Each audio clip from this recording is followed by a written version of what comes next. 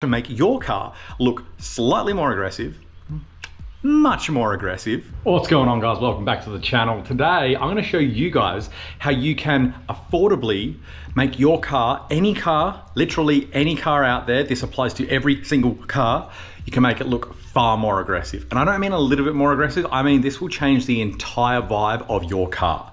So let's jump in, I'll tell you what it is, and I'll also show you exactly how to make it perfect. Let's jump in.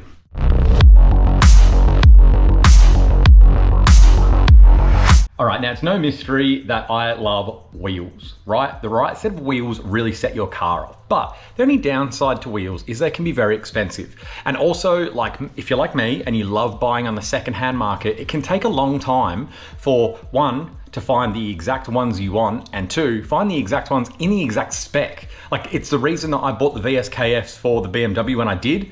I wasn't in a position where I wanted to buy wheels, but I was just surfing Marketplace and they were the exact fitment. So I was like, well, I have to buy these, right? But kind of pricey, they were $2,600 and they needed a full refurb. So they're like $3 worth of wheels. Maybe some people don't have $3 just laying around. So if you want to make your car look a little bit more aggressive, we can go down the path of spacers. Now, I have spoken about spacers before. Don't click off the video yet because it's gonna be valuable to you, right? Now, couple caveats. I always recommend bolt-on spacers and I always recommend hub-centric.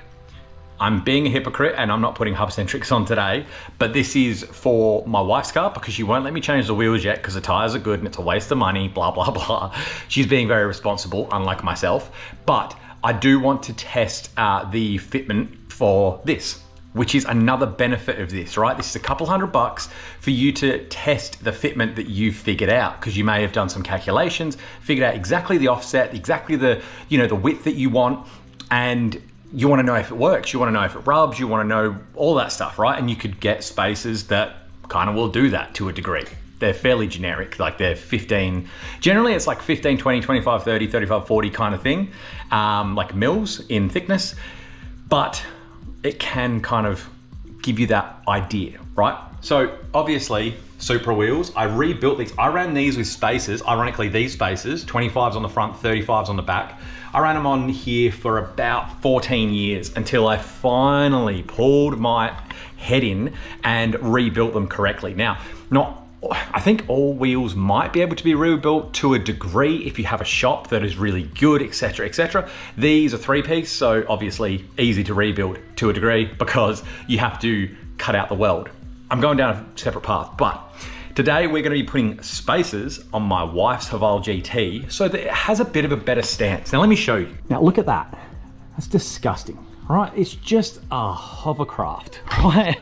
I reckon I could put like almost like 50 mil spacer on that. Probably not 50, but there's a lot I could do to fill that up. And the same here, right? So when you actually look at the whole car itself, it just looks weak, right? But if you can imagine, and you will see in a minute, when we pull those out a bit, oh man, it's just gonna look like, it's gonna have a better stance on the road. It's gonna look beefier. It's gonna look great, right?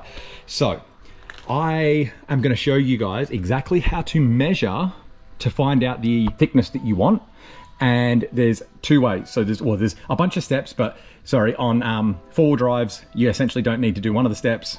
On low cars, you do need to do one of the steps. So let's jump in, I'll show you how to measure, and then we're gonna throw the ones I already have on. I don't think they're the exact measurement that I want, but they will help. I think they're the exact measurement that I want for the front. I'll talk about specs on this in a minute, but the backs are a bit more aggressive. I actually think they're gonna look better because obviously you can be more aggressive on the back than the front to a degree because these don't turn. So yeah, anyway, let's show you how to measure exactly what ones you want. All right, now to figure out the thickness of spacer that you want, you have to do two measurements. You need a spirit level and you need tape measure. I like to use verniers, but whatever. And you also need one more measurement, which is the hub bore size, so that you can get your hub centrics. I'll show you that once I take the wheel off, but for now, you need the wheel on. Now, what we wanna do is place this up against the top edge of the guard and make sure that it is perfectly vertical, hence spirit level, right? You do wanna do this on a flat ground. I'm currently not, because I don't need to. I've already got the spacers and they're not perfect size, but this is what you want to do for perfect size, right? So then you need to pick where you're going to measure to. Have you got the wheels that you want and you want the tires to be flush? Or have you got a little bit of a stretch like my cars and you want the rims to be flush? If you want the tire to be flush, obviously, measure from the tire to the tape measure. This one's 40 mil. So I could run a 40 mil spacer on this and it would not stick out the guard. I've got a 35, so this is gonna look really good, right? Or if you're going rim, you go from the rim. Now, if I were to buy new rims and not have tires that kind of bulge over the sides, I would run a 50 mil spacer, or a 50 mil spacer, or I can get 50 mil more aggressive fitment, right? So say these are a 7.5 wide plus 41. I could go to an 8.5 wide plus 47 and the front face would sit exactly where it is. It would sit further in, but I'd have 8.5, right? But if I went a 8.5 plus 27, it would bring it out 20 mil. Or in this case, it would have to be like if I did a 7.5, it would be like a 7.5 minus 9, and it would bring it right out to here. So that would be aggressive, right? But it's gonna look weird, a 7.5 that far out, but whatever.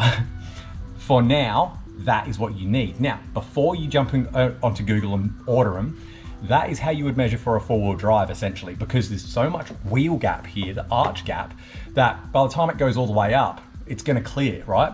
What you need to do on low cars is that measurement, say you got the 50 mil, right? You need to measure that, which is your fender, your guard lip, right?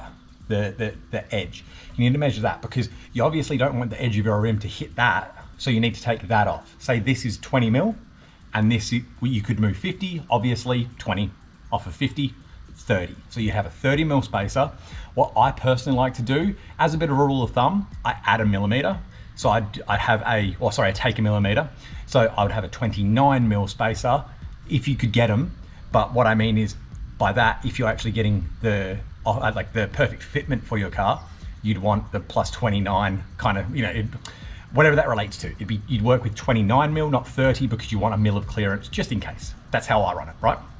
So all of my fender filler fitment videos, I've run it like that. I've given you a mil of clearance so that it's not like, oh yeah, these are gonna fit, and you put them on and it just touches and you're scratching your rim or whatever, right?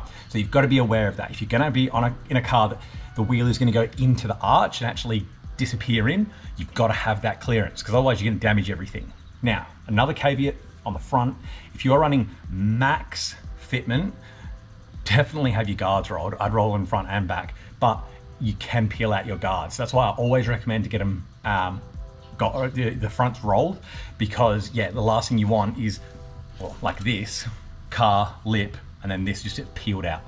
Everyone that's lowered a car has done it, and it cracks your paint, and then you've got to get your fender painted, and it sucks. So if you just, in the first place, carefully and professionally rolled it, you wouldn't have that issue. Now, let's get this wheel off, and I'll show you what I mean by the hub bore size, and then we'll throw some spacers on, see what this thing looks like. Now, what I mean by hub bore size is this here. So this is a 66 mil hub bore size. It's probably like 65.5. If I was doing it, I'd get my vernier, I would measure that perfectly. Now, you may have seen this and been like, oh man, we're not gonna be able to do it because it's not gonna work. Well, it is, because cool thing is we can use these, or I've actually got some spare nuts in the garage, and chuck them in. So this is a win. I'm gonna throw this spacer on, throw the others all on, and show you what it's gonna look like. Oh, see what I mean? Look how much better this looks with just 35 mil popped out. See how it fills the guard now? Whereas this side just disappears. Oh, all right, let's get all the other ones on. Before, right, terrible fitment. After, look how much more aggressive that looks. Fills out the guards, doesn't poke out, but just absolutely perfect. That looks so good. Oh my God, that looks so good. Look how much full those guards look. And it's the same rims, like the same stock wheels, just filled out. Man, so much better, so much better. Now, I do want to run something like 20s on this, probably 21s maybe, because it's a big enough car that I could run that and still have a decent tire. But this has given me my fitment 100%. Like, that's exactly how I want it to sit in the front. And I mean, to be fair, the back could probably be 5mm more aggressive. Like, I don't know. It's probably spot on actually. Yeah, that is spot on. So I will have a look at the specs on the back of the wheels. I'll actually write it so that if anyone else does have a Haval GT, they can get this fitment through, obviously, the end of the video. So that's what it looks like. I'm gonna do the others, get inside and edit this for you guys.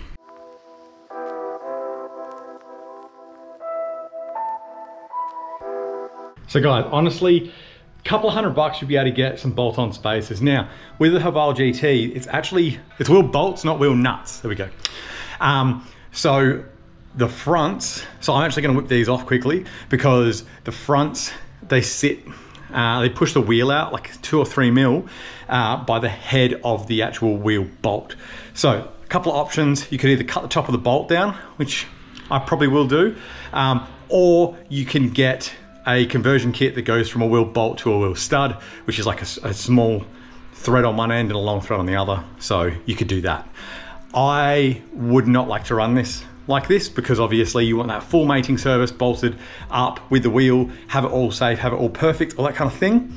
So I'm gonna whip them off. Obviously it's my wife and my kid in the car. Don't wanna run a risk. And I will sort that out and then pop them back on. But you guys have seen exactly how it's gonna look.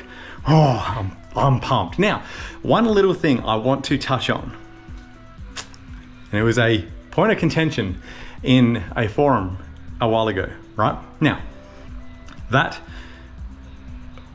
spacer bolts to the hub, correct? Okay, the hub is technically the thing that gets aligned when you get your camber set, your toe set, all that kind of stuff, your caster set.